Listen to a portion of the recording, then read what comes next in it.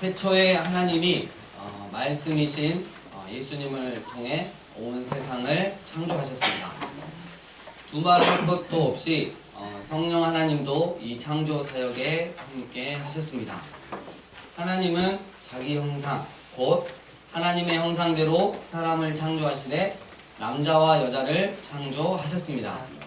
하나님께서 창조하신 세상은 너무나 아름다웠고 그중 당신의 형상으로 만드신 사람은 단연 으뜸이었습니다.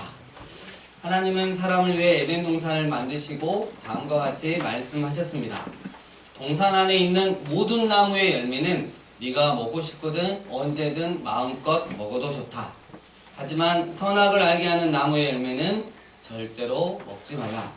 그것을 먹는 날에는 너는 반드시 죽을 것이다.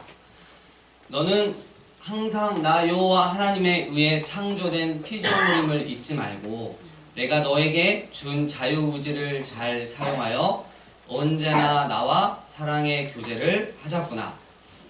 기억해라. 피조물인 네가 하나님과 같이 되고 싶어 내 인생 내 마음대로 살고 싶어서 선악을 알게 하는 나무의 열매를 먹는다면 그것은 곧 너에게 고통이 될 것이고 악이 될 것이다. 하지만 아담과 여자는 사단의 유혹에 넘어가 자신들이 하나님과 같이 되고 싶은 마음에 하나님 없이도 이젠 잘 살 수 있겠다는 생각에 결국 선악을 알게 하는 나무의 열매를 따먹고 맙니다. 그 결과 죄가 그들의 생명 안으로 들어오게 되었습니다. 돌이켜서 회개할 기회를 주시는 하나님께 온갖 변명과 핑계로 일관했던 그들은 하나님께 징계를 받게 되었습니다. 여자는 임신하여 자식을 낳을 때 큰 고통을 더하게 되었습니다. 아담에게는 평생의 수고와 땀을 흘려야만 먹는 고통을 먹을 수 있는 그 고통을 더하게 하셨습니다. 그리고 그 둘은 에덴 동산에서 추방당했습니다. 아담의 큰 아들 가인으로부터 7대를 내려가다 보면 결론은 이렇습니다. 그래요. 하나님 저 죄 지었습니다. 어쩔 건데요. 하나님 없이 제 마음대로 살 건데 간섭하지 마세요. 갈수록 하나님과 사람들의 관계가 멀어졌습니다. 이에 하나님의 홍수 심판을 통해 그들을 쓸어버리셨고 노아의 가족을 통해 다시 시작하셨습니다. 노아의 세 자녀는 셈과 함과 야벳인데 그중 함의 자손 중 니므롯이라는 자가 있었으니 그 자는 바벨탑을 지어 하나님을 대놓고 대적하는 악의 상징이 되었습니다. 하나님 그럼에도 사람들을 포기하지 않으셨습니다. 오히려 온 인류를 향한 구원 계획을 더 선명하게 보여주셨습니다. 그것은 바로 아무것도 아닌 사람 아브라함을 통해 나오는 언약의 민족인 이스라엘의 이야기입니다. 아무것도 아닌 사람 아브라함이 오직 하나님만 믿는 믿음의 조상이 되기까지 하나님은 훈련시키는 것을 계속하셨습니다. 아브라함아, 나는 너의 방패고 지극히 큰 너의 상급이다. 너 이거 믿지? 하나님 그런 말씀 하지 마세요. 이 늙은 나이에 대를 이을 아들도 없는데 저는 그냥 제 종을 저의 상속자로 삼을래요. 아니다. 네 몸에서 반드시 상속자가 나올 것이다. 너 나 여호와 하나님만 철석같이 믿거라. 하늘 위 좀 볼래? 별들이 셀 수 없을 정도로 엄청 많잖아. 네 자손도 이와 같을 것이다. 네, 하나님 그럼 저 하나님만 온전히 믿겠습니다. 아브라함 100세, 사라 90세, 드디어 언약의 아들을 낳았습니다. 그의 이름은 이삭. 그런데 눈에 넣어도 아프지 않을 독자 이삭이 자라 소년이 되었을 때 하나님은 그를 번제로 드리라고 명하십니다. 우리 상식으로 어떻게 이럴 수 있느냐고 하겠지만 아브라함은 바로 순종하고 독자 이삭을 데리고 하나님께서 지시하신 모리아 산으로 가 아들을 잡아 제물로 드리려고 칼을 하늘 높이 쳐들어 올렸습니다. 아브라함은 하나님의 언약을 굳게 잡고 있는 믿음이 있었기에 이 일은 가능한 것입니다. 히브리서 11장 19절, 그가 하나님이 능히 이삭을 죽은 자 가운데서 다시 살리실 줄로 생각한지라. 아멘. 아브라함아, 하나님이 이제 말씀하시죠. 너는 이제 나를 향한 온전한 믿음으로 너의 가장 소중한 것이라도 나 여호와 하나님이 원하면 내어놓을 수 있는 사람이 되었구나. 그러니 나도 이제 아브라함 너처럼 여호와 하나님을 향해 오직 믿음을 쓰는 언약의 자녀들을 위해 나의 독자 예수를 내어 놓으마. 이제 그에 대한 모형을 너의 자손들을 통해 제시하마. 네 자손은 이방 나라인 애굽에서 객이되어 그들을 섬기겠고 그들은 430년 동안 네 자손을 괴롭힐 것이다. 그러나 나 여호와는 내 자손을 내 계획대로 구원할 것이다. 이삭의 둘째 아들 야곱이 낳은 아들 12명, 하나님은 아브라함에게 말씀하신 대로 일을 진행하셨습니다. 야곱을 통해 낳은 아들 12명이 이스라엘의 12지파의 첫 조상들이 되게 하셨습니다. 그중 요셉을 애굽의 종으로 팔려가게 하시고 때가 참에 애굽의 총리까지 만드셔서 결국은 야곱의 가족 70명을 애굽의 땅인 고센 지역에 정착시키셨습니다. 70명으로 시작한 이스라엘이 싸움에 나갈 수 있는 장정만 60만 명이 되자 요셉을 알지 못하는 애굽의 왕이 일어나 그들을 노예로 전락시켜 온갖 힘든 일을 시켰습니다. 하나님은 아브라함과 약속대로 430년이 차는 동안 350년이 지날 때쯤 이스라엘을 이끌 지도자 모세를 태어나게 하십니다. 하나님의 은혜로 40년 동안 애굽의 왕자로 생활을 하면서 모든 학문과 무예를 섭렵하였습니다. 그러나 자신의 동족인 이스라엘을 괴롭히는 애굽 사람을 죽인 것이 탄로나 저 멀리 미디안 땅으로 피신하여 거기서 40년간 목자 생활을 합니다. 오직 자신의 생각과 힘을 빼고 오직 하나님의 음성을 들을 수 있었던 그 광야 미디안. 그의 나이 80세의 어느 날 하나님의 산 호렙에 이르러 떨기나무 가운데에서부터 나오는 불꽃 안에서 하나님을 만나게 됩니다. 그리고 이스라엘을 종되었던 애굽에서 구원하여 하나님의 산인 시내산으로 데리고 와서 하나님과 언약을 맺고 약속의 땅인 가나안으로 인도하는 사명을 받습니다. 이제 애굽 왕을 찾아가 이스라엘을 광야길로 보내어 하나님께 예배드리게 하라라고 말합니다. 그 당시 천하를 호령하던 애굽 왕이 허락하겠습니까? 애굽 왕 바로의 마음을 강팍해 하신 이도 하나님, 여호와라 불리는 하나님만이 전능하시고 당신이 선택한 백성은 반드시 구원해 내신다라는 것을 성경을 읽는 오고 오는 세대에 다 알리고자 하셨던 것입니다. 10가지 재앙이 차례대로 내렸습니다. 마지막 재앙은 바로의 장자로부터 가축의 처음 난 것까지 다 죽는 것이었습니다. 그러나 하나님은 당신의 은혜를 구하는 자들에게 구원의 길을 보이셨습니다. 그것은 간단했습니다. 6월절 1월 14일 해질 때에 흠없는 어린 양을 잡아 그 피를 집 좌우 문설주와 임방에 바르고 오직 믿음으로 하나님의 구원을 바라보면 되는 것이었습니다. 이스라엘 자손이 애굽에 거주한 지 430년이 끝나는 그날에 여호와의 백성들은 다 애굽 땅에서 나왔습니다. 이제 하나님은 이스라엘에게 우회해서 돌아서 굳이 홍해 바다를 건너게 하셨습니다. 그 이유는 고린도전서 10장 1, 2절에 나와 있습니다. 형제들아, 나는 너희가 알지 못하기를 원하지 아니하노니 우리 조상들이 다 구름 아래에 있고 바다 가운데로 지나며 모세에게 속하여 다 구름과 바다에서 세례를 받고. 그렇습니다. 하나님께서는 어린 양 되시는 예수 그리스도의 속죄의 피를 믿는 자에게 구원을 허락해 주시고 이 홍해 사건을 통해 언약의 백성, 하나님의 자녀로서의 정체성 회복을 알리는 세례를 베풀었던 것입니다. 오늘 우리 공동체도 이와 같이 세례식을 거행하려고 합니다. 오늘은 어린이 세례, 우리 김유빈 어린이에게 우리가 세례를 베풀도록 하겠습니다. 부모님과 또 우리 유빈 어린이는 여기 앞쪽으로 이렇게 나와주시면 되겠습니다.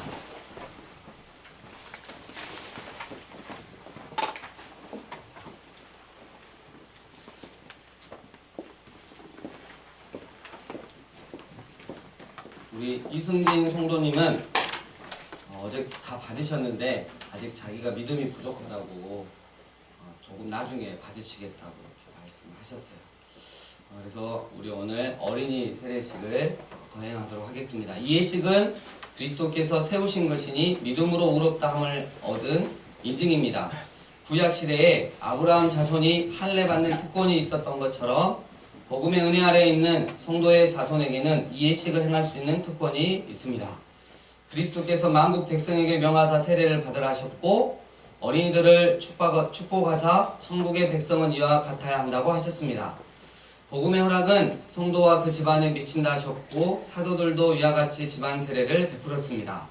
이 원리의 요령은 우리 교회의 신경과 대소리문답에서 분명하게 가르쳐주고 있습니다. 이 책들은 부모가 해야 할 직분을 도와주는 것입니다. 그리고 자녀를 위해서 기도하고 친히 그 자녀와 함께 기도하며 그 어린이에게 충성과 겸손한 신앙생활의 본을 보이고 하나님이 주시는 힘을 얻어 힘써 주의 성품과 훈계 안에서 자라게 해야 할 것입니다. 이제 서약하겠습니다. 제가 물을 때 예라고 대답해 주시면 되겠습니다. 여러분은 이 자녀가 예수 그리스도의 피로 씻음받음과 성령의 새롭게 하는 은혜를 받아야 할 것을 믿습니까? 예. 여러분은 믿음으로 자신이 구원받은 것처럼 이 자녀도 예수 그리스도를 신뢰함으로 구원받을 것을 믿습니까? 예. 여러분은 지금 완전히 이 자녀를 하나님께 바치고 겸손한 마음으로 하나님의 은혜를 의지하며 친히 경건한 본을 보이기를 힘쓰며 교회의 법도를 가르치고 그리스도 안에서 믿음으로 양육하기로 서약하십니까? 네. 기도하시겠습니다. 하나님 아버지, 감사와 영광을 받으시옵소서. 선교사님의 가정에 귀한 자녀를 주시고 주의 말씀으로 자라게 하심을 감사드립니다. 지금 세례 받을 우리 김유빈 어린이 위에 하나님의 복과 보호하심이 항상 함께 하셔서 하나님과 모든 사람 앞에서 사랑과 칭찬을 받는 자녀가 되게 하여 주시옵고 항상 믿음으로 사는 삶이 되게 하옵소서. 예수님의 이름으로 기도합니다. 아멘.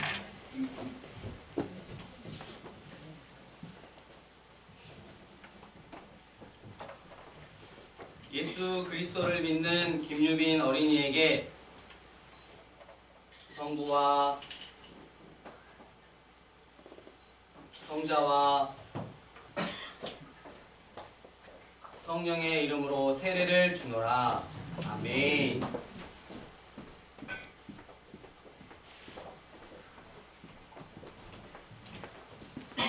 공포하겠습니다. 오늘 저는 하나님의 은혜를 조차 어린이 세례를 받은 김유빈 어린이를 이제 대한예수교 장로회 강주 삶의 예배인 교회 어린이 세례 교인이 된 것을 성부와 성자와 성령의 이름으로 공포합니다. 아멘. 아멘. 여러분 많이 축하해 주시고 또 믿음으로 잘 자랄 수 있도록 기도와 응원 부탁드리겠습니다. 아멘. 자리에 주시면 되겠습니다.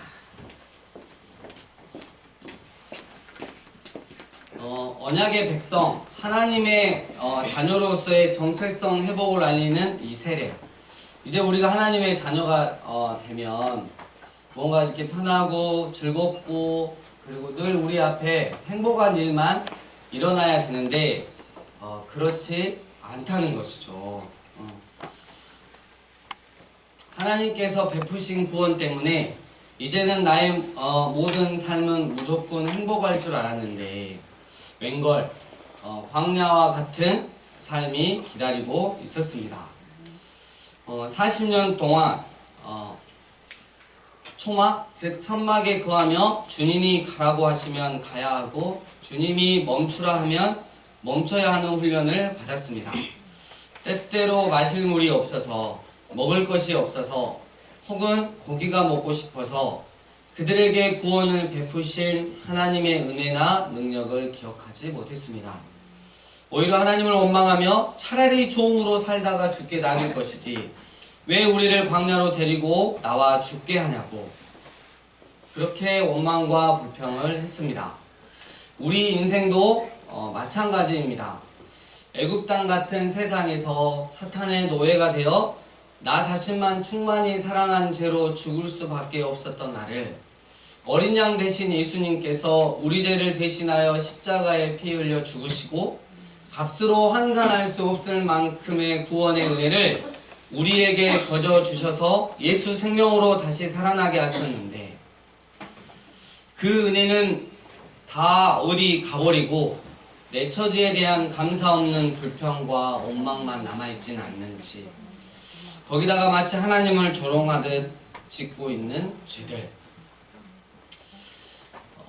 이제 저는 우리를 구원하시기 위해 가장 잔인한 사형대인 십자가에 기쁜 마음으로 죽으셨던 예수님을 기억하는 이 시기인 성찬으로 여러분을 초대합니다. 다음 예화를 통해 우리가 성찬을 어떤 마음으로 마음가짐으로 해야 하는지 깨달아 알았으면 좋겠습니다. 1989년 1월 이상 목사님, 모퉁이돌 선교회 대표시죠. 북한 선교를 하고 계시는 이상 목사님이 북한을 처음 방문했을 때의 일입니다. 한밤중에 잠에서 깨어 기도하던 중 하나님의 음성을 듣고 지시하신 곳으로 가니 한 청년이 있었다고 합니다. 그 청년이 다가와서 말을 거댔습니다. 선생님, 잠깐만 평양역으로 같이 가시지 않겠습니까? 왜? 잠깐이면 됩니다. 청년의 음성은 나지막했지만 간절했습니다. 이삭 목사님은 그를 따라 호텔 밖으로 나와 곧 깊숙한 골목길로 들어갔습니다. 청년은 이제 이삭 목사님을 세우고는 마치 악수를 청하듯이 손바닥을 내밀었습니다. 그리고 그 손바닥에 십자가를 그렸습니다. 아셨어요? 알았네. 서로는 한참을 서로 부둥켜 안고 울고 또 울었습니다. 그 울음이 잦아들자 비로소 그 청년의 모습이 이삭 목사님의 눈에 들어왔습니다. 허름한 회색 점퍼와 구깃구깃한 밤색 바지, 그리고 형체가 변해버린 헤어진 구두. 그러나 그 소년의 눈은 너무나 아름다웠습니다. 이삭 목사님은 그 청년에게 물었습니다. 나이가 몇이요? 네, 17입니다. 원하는 게 뭐 있어요? 저 20원 봅니다. 20원? 뭘 원하느냐고. 20원 달라는 말이에요? 아닙니다. 저 20원 본다는 말입니다. 청년은 본문서다 받듯이 계속 20원을 번다는 말을 반복했습니다. 그게 무슨 소리냐고. 뭘 원한다는 말이냐고. 그는 이삭 목사님의 눈을 조용히 들여다보다가 힘겹게 말을 꺼냈습니다. 11조 내야 하나요? 그의 말끝에는 눈물이 묻어 있었습니다. 그러면서 그는 조금씩 흐느끼기 시작했습니다. 이삭 목사님은 그 말의 의미를 제대로 깨닫지 못하고 별 생각 없이 대답했습니다. 무슨 소리야? 당연히 내야지. 그는 원망스러운 눈빛으로 이삭 목사님을 쳐다보며 반문했습니다. 그런데 목사님 어디다가 내요? 그 말을 듣는 순간 이삭 목사님은 가슴이 턱 막혔습니다. 아, 그렇지. 이들은 헌금을 낼 교회가 없지. 이삭 목사님은 죄를 지은 것처럼 한참을 우물거리다가 질문을 이어갔습니다. 또 다른 거 없어? 저 세례 받고 싶습니다. 이 사람아, 세례 안 받아도 천국은 가네. 네, 저도 압니다. 예수님 옆에서 십자가에 달렸던 죄인도 세례 안 받았다는 것을 알고 있습니다. 소년의 당당한 믿음의 고백이었습니다. 세례를 왜 받고 싶어서 그래? 집에서 간단하게 성찬을 하는데 전세례 안 받았다고 성찬식에 껴주질 않습니다. 선생님, 저에게 세례를 베풀어줄 목사님이 없어요. 저도 예수님의 살을 만져보고 싶고 예수님의 피를 마셔보고 싶습니다. 눈물나게 아픈 말이었습니다.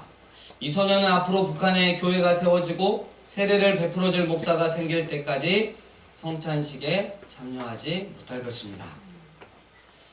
그리고 또 원하는 거 있어?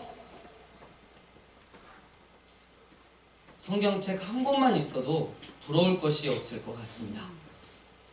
집에 성경책 한 권이 있는데 엄마가 먼저 읽고 그 다음에 형들이 읽고 나면 새벽 2시나 되어서야 제 차례가 돌아오고 합니다. 그리고 부총련은 10달분 11조라며 누런 봉투를 이상 목사님에게 주며 남한에 있는 교회에 가져다 달라고 했습니다. 그 북한 청년의 살아계신 하나님에 대한, 나도 그 청년처럼 살아계신 하나님을 대하고 있는지, 이 시간 우리가 가정별로 앞으로 나오셔서 그리고 성찬식을 거행하도록 하겠습니다. 가정별 혹은 또 이렇게 셀별 이렇게 나오시면 되겠습니다. 우리 찬송가 315장 1절 2절 함께 찬양하시겠습니다. 찬송가 315장 1절 2절에 찬양하시겠습니다.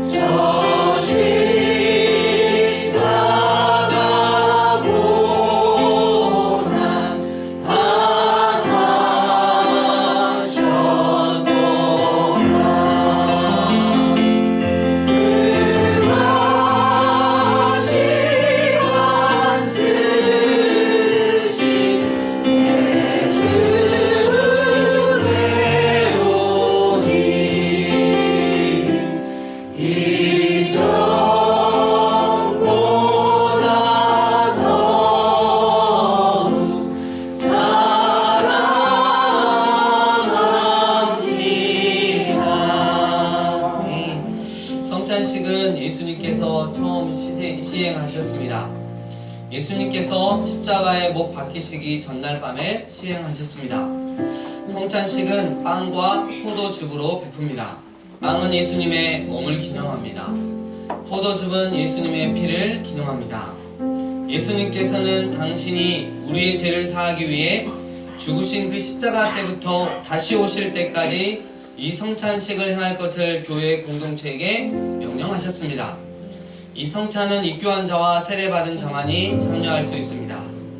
혹시 입교와 세례를 받은 자라도 내가 짓고 있는 죄들에 대한 철저한 회개함 없이 주님의 살과 피를 먹고 마시는 것은 자기 죄를 먹고 마시는 것과 같다는 것을 아시고 주님을 경외함으로 이 성찬에 참여하시길 바랍니다.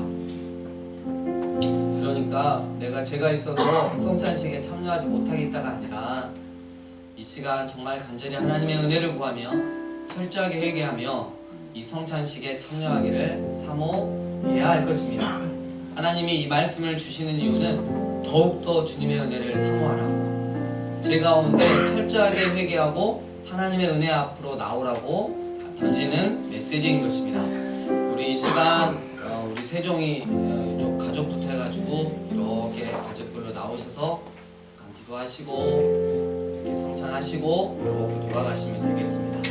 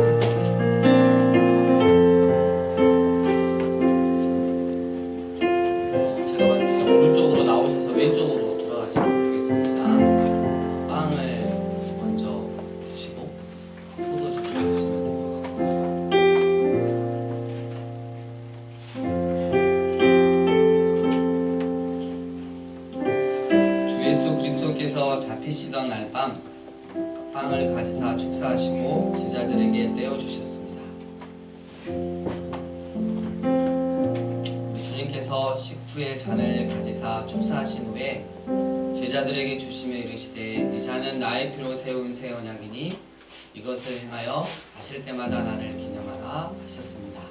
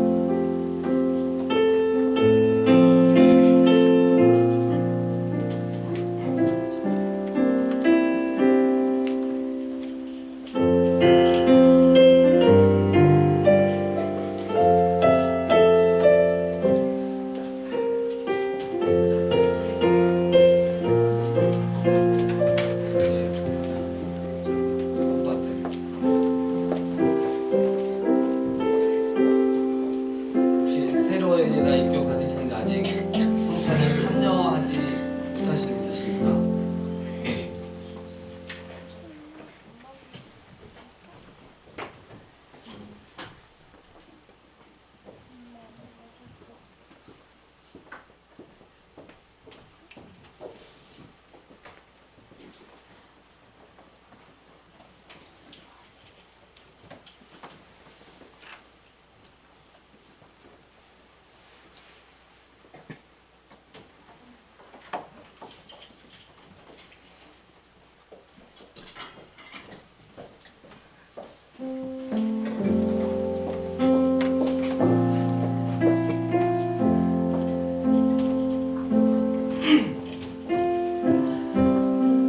찬송가 315장 3절 4절 함께 찬양하시겠습니다.